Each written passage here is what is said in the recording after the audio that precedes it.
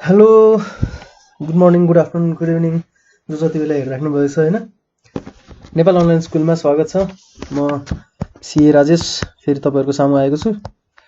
आजदेखि हाम्रो नयाँ टपिक छ। टपिक के छ त? म्याक्रो इकोनोमिक्स है। हामीले माइक्रो इकोनोमिक्स त पढ्यौँ, म्याक्रो इकोनोमिक्स पढ्न बाँकी छ। अब यो अलिकति हाम्रो रियल पिक्चर आउँछ, यसले हाम्रो इकोनोमिकहरूको चाहिँ के कस्तो हुँदो रहेछ भन्ने कुरो यहाँ, किनकि हामीले मनीको बारेमा पढ्नुपर्छ, ब्याङ्किङ सिस्टमको बारेमा पढ्नुपर्छ होइन, गभर्मेन्ट फाइनेन्स नेपालको के कस्तो छ, इन्टरनेसनल ट्रेडको बारेमा पढ्नुपर्छ। त्यो भएर यिनीहरूले चाहिँ अलिकति ओहो ल यो चाहिँ हाम्रो रहेछ है, इकोनोमिक्स हाम्रो यस्तो चाहिँ रहेछ भनेर थाहा पाइन्छ है। त्यो चाहिँ अब हामीले अगाडि जुन माइक्रो इकोनोमिक्समा पढ्यौँ त्यो प्र्याक्टिकल्ली देख्न अलिकति गाह्रै हुन्छ, किनकि त्यो इकोनोमिक्समा चाहिँ एकदम धेरै पिएचडी गरेको मान्छेहरूले तिनीहरू युज गरेर हुन्छन्। इकोनोमिस्ट भएर बस्ने मान्छेहरूले चाहिँ युज गरेर हुन्छन्। नर्मल डे टु डे लाइफमा युज भइरहेको हुन्छ, तर त्यो थ्योरीहरू हामीले भेटिँदैन नि त कहीँ पनि खासै धेरै होइन। यो चाहिँ म्याक्रो इकोनोमिक्स चाहिँ इकोनोमीलाई हरेक इकोनोमीभित्र हुन्छ। हेरौँ है त, म्याक्रो इकोनोमिक्स भनेको के हो? म्याक्रो इकोनोमिक्स भनेको म्याक्रोस भन्ने वर्डबाट आएको रहेछ। म्याक्रोस भनेको भेरी बिग ग्रिक वर्ड आएको रहेछ होइन, र्याग्नर फ्रिस भन्ने मान्छेलेबाट आएको रहेछ है त।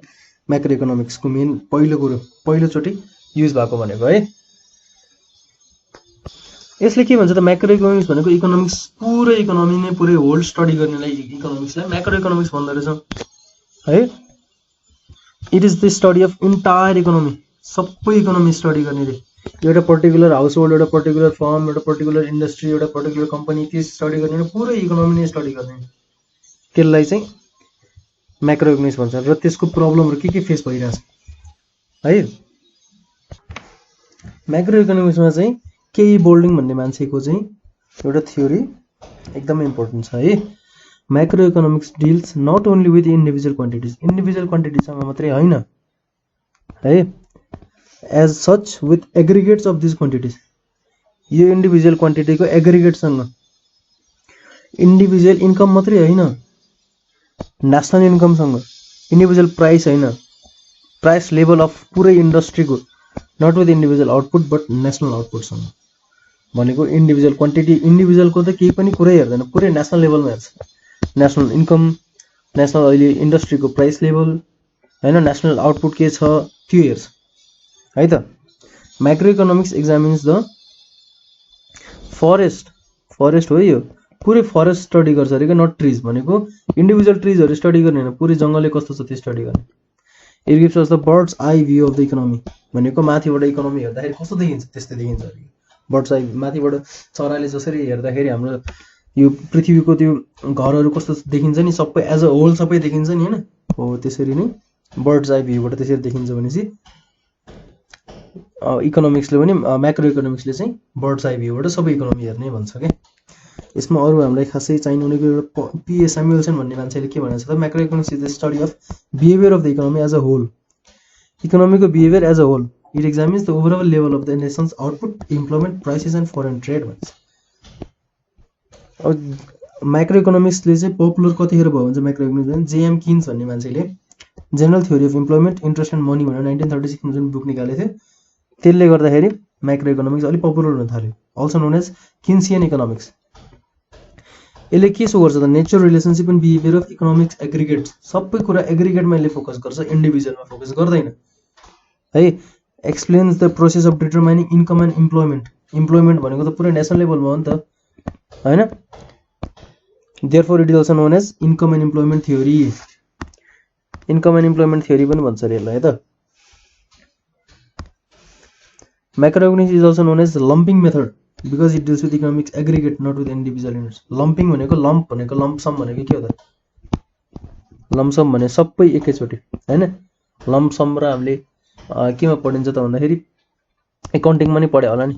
सेयर्सहरू इस्यु गर्दाखेरि लम्पसम एमाउन्टमा इस्यु गर्यो भने एकैचोटि सबै पेमेन्ट गर्यो, र किस्ता अनुसार गर्न थाल्यो भने त्यसलाई फेरि डाउन पेमेन्ट पहिला कति गर्ने, त्यो पछि इन्डिभिजुअल पछि पेमेन्ट कति गर्दै जाने किस्ता अनुसार। लम्पिङ भनेको चाहिँ लम्पसम एकैचोटि है त, एकैचोटि सबै एग्रिगेट्स हेर्ने होइन। लम्पसम बेसमा, लम्पिङ मेथडमा हेर्छ, इन्स्टलमेन्ट बेसिसमा हेर्दैन। इन्स्टलमेन्ट भनेको एउटा सिङ्गल गरेर। Basically macro economics tries to solve the following macro economics economy भित्र के इस्युज हुन्छ त्यो सल्भ गर्छ। इकोनोमी भित्र के इस्यु हुन्छ त हेरौँ है त। लेभल अफ इकोनोमिक एक्टिभिटिज के चलिरहेको छ इकोनोमी भित्र, केले डिटरमाइन गर्ने त, त्यो एउटा क्वेसन सल्भ गर्छ अरे। Equilibrium level of national income कति छ त्यो सल्भ गर्छ अरे। Fluctuation in the level of output and increment, employment र आउटपुटको लेभल कसरी फ्लक्चुएट भइरहेछ, के कारणले फ्लक्चुएट हुन्छ त्यो सल्भ गर्छ। How are the price level determine, price कसरी डिटरमाइन गरिरहेछ इकोनोमीले हैन। What causes disequilibrium in the balance of payments of the country, यो चाहिँ इन्टरनेसनल ट्रेडमा हामीले पढ्नुपर्छ। ब्यालेन्स अफ पेमेन्ट र ब्यालेन्स अफ रिसिप्ट्सहरुमा यिनीहरू पढ्नुपर्छ हैन। यो कसरी चाहिँ डिसइक्विलिब्रियम हुन्छ त नि, कसरी हामी डेफिसिटमा जान्छौँ भनेर हेर्छौँ। सरप्लसमा जानुको ठाउँमा कसरी डेफिसिट ब्यालेन्समा पुग्छौँ हामी भन्ने कुरो चाहिँ यो क्वेसन त्यो क्वेसनको एन्सर गर्छ म्याक्रो इकोनोमिक्सले। How does an economy respond to monetary and fiscal policies, हरेक इकोनोमीलाई गभर्न गर्ने दुईटा कुरा हुन्छ, एउटा मोनेटरी पोलिसिज एउटा फिस्कल पोलिसिज हैन। यो दुईटाको पोलिसिज अनुसार चाहिँ इकोनोमीले कसरी रेस्पोन्ड गर्छ त भन्ने कुरा। What ensure stable economic growth, लास्टमा चाहिने के त एउटा हरेक कन्ट्रीलाई स्टेबल इकोनोमिक ग्रोथ चाहिने हो। इकोनोमिक ग्रोथ केले आउँछ त भनेर यो पनि स्टडी केले गर्छ त, म्याक्रो इकोनोमिक्सले गर्छ। हाम्रो subject matter of macro economics के छ त, सब्जेक्ट म्याटर म्याक्रो इकोनोमिक्स भन्दा theory of income and employment. Theory of income and employment भनेको के त, यसले इन्कम भनेको नेसनल इन्कम स्टडी गर्छ सिधै। It's different components and method of measurement, कसरी मेजर गर्ने नेसनल इन्कम, के कम्पोनेन्ट हुन्छ नेसनल इन्कमको, जिडिपी जिएनपी हैन, त्यो पर्सनल कति पर्सनल पर क्यापिटा इन्कमहरू के त्यो सबै यिनीहरूले इन्कमले चाहिँ इन्कमको स्कोपभित्र आउँछ भने स्कोप अफ एकाउन्टिङ। सिमिलरली अब income and employment determination, employment कतिको छ लेभल, अनइम्प्लोयमेन्टको लेभल के छ, त्यो सबै यिनीहरूको स्कोपभित्र आउँछ म्याक्रो इकोनोमिक्सभित्र है। Macro economic theory of distribution भनेको how comparative share of different classes of people of national income भनेको नेसनल इन्कममा नेसनल इन्कमको सेयर त सबै पिपलहरूको हो नि त, यो त नेसनल इन्कमको हैन। यसको चाहिँ डिफ्रेन्ट क्लास अफ पिपललाई कति सेयर जान्छ त, कम्पेरिटिभ सेयर्स भन्ने कुरा स्टडी गर्ने पनि म्याक्रो इकोनोमिक्सको काम हो। डिस्ट्रिब्युसन गर्नु पर्यो नि त नेसनल इन्कम पनि, पुवर क्लासलाई कतिको गइरहेछ पैसा, रिच पिपललाई कति गइरहेछ, मिडल क्लासलाई कतिको पैसा गइरहेछ हैन, त्यो सबै बुझ्नु पर्यो। त्यो सबै म्याक्रो इकोनोमिक्सले गर्छ है त। त्यो हरेक डिफ्रेन्ट क्लासको मान्छेहरूलाई चाहिँ कतिको सेयर कसरी दिए, कसरी के बेसिसमा चाहिँ डिटरमाइन गरिरहेछ, के बेसिसमा पैसा डिस्ट्रिब्युट भइरहेछ भन्ने हेर्छ। Theory of international trade, international ट्रेडको लागि म्याक्रो इकोनोमिक्स कसरी काम लाग्छ त भन्दाखेरि डिफ्रेन्ट कन्ट्रिजको प्रिन्सिपलहरू स्टडी गर्छ यसले है। डिटरमाइनिङ ट्रेड एमङ डिफ्रेन्ट कन्ट्रिजभित्र प्रिन्सिपल कसरी ट्रेडिङ हुन्छ त इन्टरनेसनल ट्रेडमा। Similarly fluctuation in macro economic भेरिएबल्सलाई employment, general price level, income and output त्यो हेर्छ। त्यसले चाहिँ अब दुईवटा डिफ्रेन्ट कन्ट्रीको स्टडी गर्न थालेपछि त्यसले थाहा हुन्छ कि यसमा ट्रेड गर्ने कसरी, यसमा अब यहाँबाट किन्ने कि यहाँबाट बेच्ने कि, त्यहाँको प्राइसहरू थाहा भएपछि त्यहाँको गुड्सहरूको प्राइसहरूलाई अब हाम्रो नेपालको गुड्सहरूसँग कम्पेयर गर्ने के छ अब हालत, त्यो सबै स्टडी गर्नुपर्छ क्या। म थियोरी अफ मनी अनि प्राइस लेभल पनि सब्जेक्ट म्याटर म्याक्रो इकोनोमिक्सभित्रकै म्याक्रो इकोनोमिक्सभित्रै पर्छ यो पनि, त्यसको स्कोपभित्रै पर्छ। Changes in demand and supply of money हैन, अनि त्यसपछि सप्लाई डिमान्ड र सप्लाई मनीले चाहिँ इन्फ्लेसन डिफ्लेसनमा कतिको कसरी इम्प्याक्ट गरेर आउँछ, इम्प्लोइमेन्ट लेभल के छ, त्यो सबै म्याक्रो इकोनोमिक्सले स्टडी गर्छ। Therefore under macro economics functions and theories of relating to money है, क्वान्टम थियोरी अफ मनी भन्ने छ एउटा money. Similarly macro economics express nature, cause and effect of inflationary deflationary tendencies. यो सबै डिमान्ड सप्लाई अफ मनीले धेरै कुरालाई impact गर्छ inflation डिफ्लेसनको लागि। त्यही भएर त्यसको इन्फ्लेसन र डिफ्लेसनको लागि होइन, त्यसको कजेस के छ, कन्सिक्वेन्सेस के छ, त्यो सबै स्टडी गर्नु भनेको म्याक्रो इकोनोमिक्सको अन्डरमा आउने कुरा हो।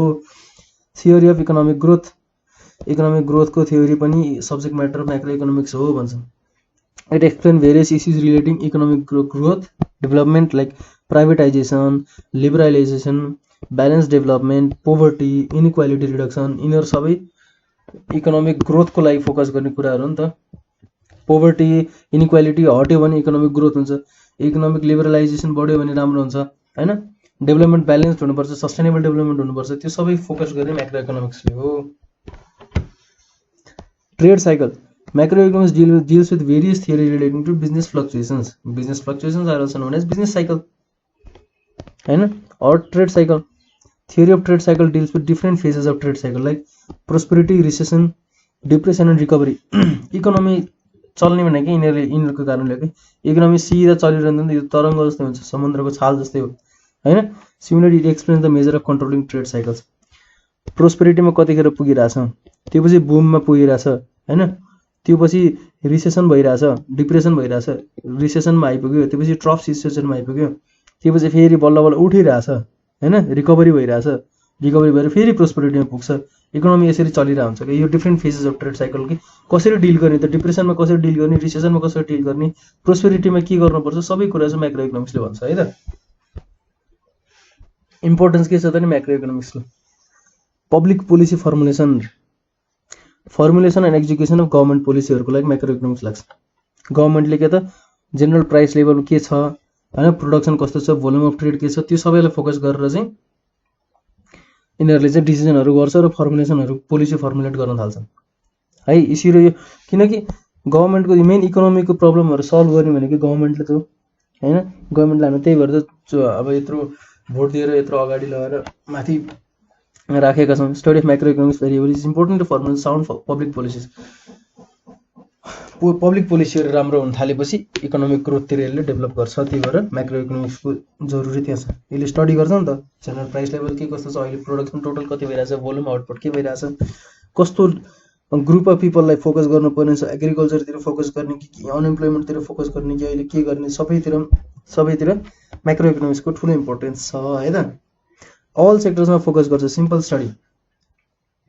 मोडर्न टाइम्समा there are many things to be studied by human beings. It's almost impossible to study them individually हरेक कुरा हेर्न त गाह्रै हुन्छ. त्यही भएर म्याक्रो इकोनोमिक्सले होल सेक्टर नै कभर गरिदिन्छ है.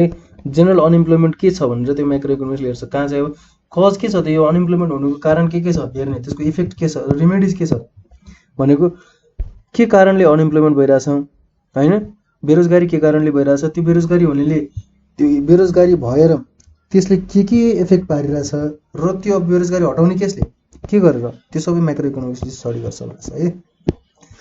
To evaluate the performance of the economy. इकोनोमीको पर्फर्मेन्स के कस्तो छ, नेसनल इन्कमहरू हेर्छ हैन, पर क्यापिटा इन्कम हेर्छ, धेरै इन्डेक्सहरू छ, त्यो इन्डेक्सहरू हेरेर चाहिँ इकोनोमी बढाएछ कि घटाएछ थाहा पाइन्छ है त.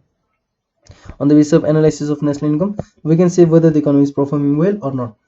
We can say about the contribution of different sectors to national income. Different sectors, but service सेक्टरबाट के आइरहेछ हैन, अनि एग्रिकल्चर सेक्टरबाट कति आइरहेछ कन्ट्रिब्युसन, त्यो सबै हेर्न मिल्छ क्या. To understand trade cycle. Trade cycle भने भर्खरै मैले भने नि, एउटा बिजनेस चाहिँ बिजनेस भने एउटा इकोनोमी नै यसरी चलिरहेको हुन्छ. बुममा कतिखेर छ, रिसेसनमा कतिखेर छ, अनि डिप्रेसनमा कतिखेर छ, ट्रफमा कतिखेर छ हैन. त्यो प्रोस्पेरिटी फेजमा सबै अन्डरस्ट्यान्ड गर्नलाई म्याक्रो इकोनोमिक्स चाहिन्छ भनेछ. To formulate the strategy of economic growth. Economic growth कसरी गर्ने भनेर 4 वर्ष योजना, 5 वर्ष योजना के भन्ने आइरहेको हुन्छ नि, त्यो सुन्नुभएको सबैले. Study of economic growth falls with different scope of economics. Macro economics. The capacity and source of economics can be found out of macro economics हैन. के त प्रोडक्सन, इन्कम, इन्भेस्टमेन्ट, इम्प्लोइमेन्ट इन्करेजले यिनीहरूले गर्दाखेरि इकोनोमिक ग्रोथ इन्करेज हुन्छ भन्छ है. Production त बढाउनु पर्यो, इन्कम नि बढाउनु पर्यो, इन्भेस्टमेन्ट नि बढाउनु पर्यो, इम्प्लोइमेन्ट नि बढाउनु पर्यो, अनइम्प्लोइमेन्ट घटाउनु पर्यो, पोभर्टी घटाउनु पर्यो हैन. त्यसले गर्दा इकोनोमिक ग्रोथ बढ्ने हो नि त. सस्टेनेबल डेभलपमेन्ट हुनु पर्यो. To understand the working of the economy. Economy कसरी काम चल्छ. Economy whole is concern with income, output and employment. This variables are statistically measured. Statistically measure गर्छ. नेसनल इन्कम कति छ, नेसनल आउटपुट कति छ हैन, इम्प्लोइमेन्ट रेट कति छ, अनइम्प्लोइमेन्ट रेट कति छ. Hence it is easier to analyse the functioning of the economy. Business decision मेकिङमा पनि काम लाग्छ अरे. फिस्कल पोलिसी र मोनिटरी पोलिसीले चाहिँ बिजनेस एक्टिभिटिजमा धेरै काम गर्छ क्या. टाइट मोनिटरी पोलिसी र high tax hurts the business expansion. अब सपोज अहिले ई भेहिकल्सहरूमा त्यस्तै भइरहेछ नि, हाई ट्याक्स गरिरहेछ नि त. अब यिनीहरूले गाह्रो भइरहेछ क्या.